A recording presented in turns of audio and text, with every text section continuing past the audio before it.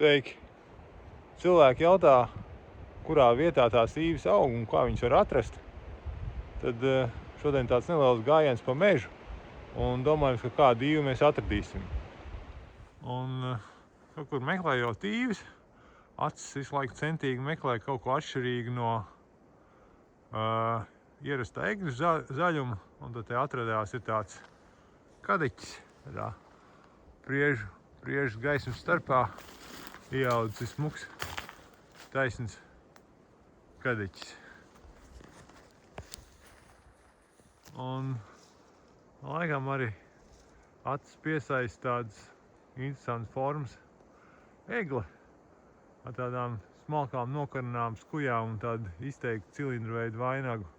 Tad tur aizmugurē fonā tās ir egles tādas, kā mēs tipiski iedomājamies, kādas egles mums ir. Un šitā ir tāda vairāk tāda ziemeļu egla, patiesībā tādas, kā aug kaut kur pie polārā loka vai kaut kur tur, kur ir daudz sniega ar zariem uz leju, lai tas sniegs var nošļūkt. Un tur ir egles tāda, kā viņas pie mums ir izplatītākās. Nu lūk, un šādi izskatās tas priecīgais moments. Tur pretējā krastā šitai mazai upītei ir samērā liela īve, un tur aizmugurē fonā ir vēl viena īve. Jāpiet apkārt un jāskatās, kas tur riktīgi ir tenī īvi audzē. Un tā ir tā paša īves audze joprojām no upes pretējā krasta. Upe tāda ir padziļa, jāiet apkārt un jāskatās, kur var tikt pāri. Varētu apskatīt īves tūmā. Šitien vismaz divas ir redzams, tātad kopā tur vismaz 3 īves aug vienā pudurī. Nu lūk, pienāca tas laimīgais brīdis. Esam tikuši pāri upei, un te ir 3 īves. Viena ir šī te, un cik te var redzēt, te ir kaut kādi bebra nograusti sprunguļi. Cerams, ka bebras īves neēda. Kur ir nākošā īve, šitās ir samērā nosacīti tievas. Te ir vēl tāda interesanta kompānija. Te aug visi lielie krūmi vai mazie koki. Šitais ir krūklis, pabērs un ieva.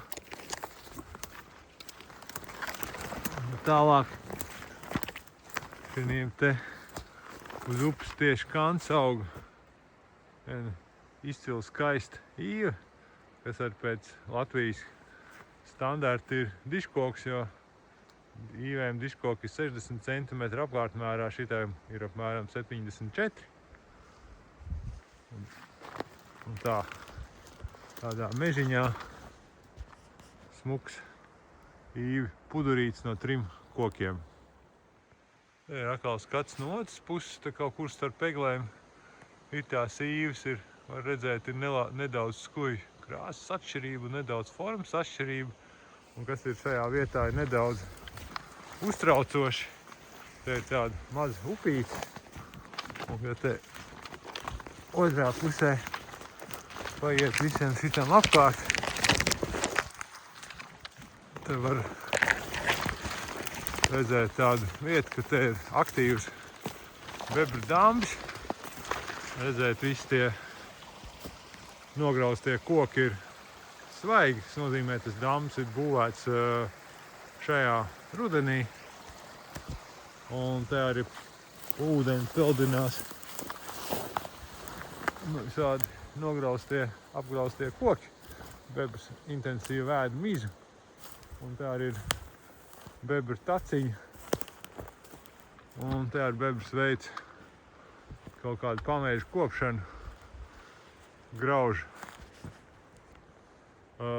lazdas. Un viss tiek prom, jo te neviens sprungulīši nav vairs palicis. Ir tikai kaut kur kādas skaidrs. Un kur nu bez invazīvām sugām, tepat upmalā blakus īvēm arī tāds pudurs ar kanādas zeltslotiņu. Te ir smuki izplatusies, mājas ir tālu, bet kaut kā viņš te pa vēju atlido un veido invazīvo sugu audzes. Un atgriežoties atpakaļ pie īvēm, šitā ir viena no tām retām īvēm, kas ir atrast, kas aug, var teikt, pa lielam gan arī pilnā gaismā. Viņai te virsū ir tikai kaut kāds pāris eglis auga, bet tā kopumā no upes ir ļoti daudz sānu gaismas un arī bišķiņ virsgaismas. Un, ja īvei iedot gaismu, te var redzēt, viņa ir plata. Te ir kaut kāda, apmēram, es teikšu, ka 8 metru platumā no turienes. Tur aiz eglis ir īves centrs un tur zariņi ir beidzās tur. Kaut kāda varētu būt pie 8 metriem. Tepat blakus ir šitā te ir nākošā īve. Un viņa arī ir samērā, viņa kaut kāda 5-6 metru platumā. Viņa iet no turienes līdz turienai. Tagad ziemā, kad nav lapas, var ļoti labi redzēt. Un tur tā īvai arī augšā ir pilna gaisma un laba augšana. Un tā, tādas ir īves, skujas. Te ir viņu vairošanās orgāni. Protams, nav skaidrs, tie ir sievišķie vai vīrišķie. Un tā, ogu īve parastā smuks, skaists skuju koks.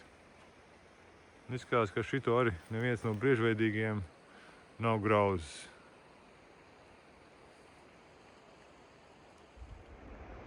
Un tā, tas bija tāds neliels atskats par tādu īso ziemas stāvstāvu dienu. Kaut kur var aiziet, kaut ko var ieraudzīt. Bija tā kā zināms, ka tur tās īves kaut kur pie tās upītes kaut kādā krastā ir. Izdevās viņas var atrast un arī pa gaismu atnākt vēl apakaļ. Tāds stiprs vējš ceļās, laikam vētra būs. Pa ceļam ir kāda sveķu priedu ieraudzīt aizmugurē. Viens tāds eksemplārs ir vēl saglabājies. Un tā, patiesība ir tur ārā, mežā. Ja jums patīk šis video, tad tur lejā variet nospiest laikt vai parakstīties uz kanālu. Tā, tiekās mežā.